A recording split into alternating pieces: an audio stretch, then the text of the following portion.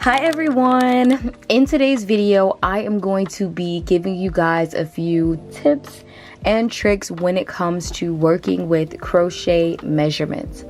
Now, as many of you may know, I specialize in crocheting clothes. I'm not really sure if you use measurements for plushies, but one day we may figure that out together.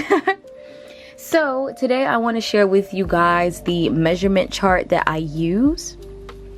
And I want to also touch on the part where, yes, you see the measurements, but also for my beginner crocheters, make sure you are stretching your yarn when you are using measurements. So typically for a lot of different projects that you're creating, the yarn is going to have some stretch to it, and you want to account for that when you're making your project. So if you're ever wondering why something may be coming out too big, too small, always double check that you are stretching out the yarn to make sure it is actually reaching that length. Or if you're just crocheting and you see the chain and you're not stretching the yarn when you go to take the measurement, that could be why your product isn't coming out the proper size.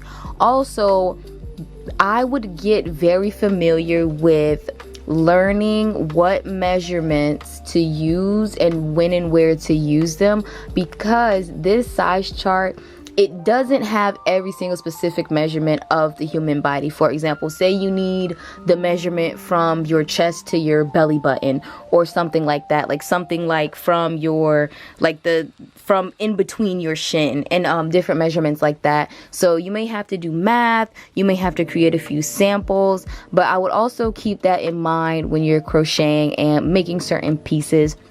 I do know a lot of people sketch. Unfortunately, I do not sketch my work. I do samples, and I just think really hard about what it is that I'm attempting to make, and I just make it.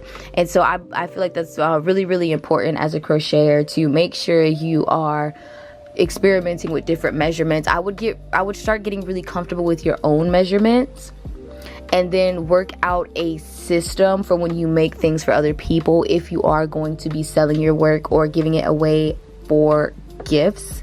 I really hope this video was helpful. I really hope that you guys learned something. I'm really excited to see your outfits and your clothes, and as always, I'm looking forward to see you guys in the next video. Bye.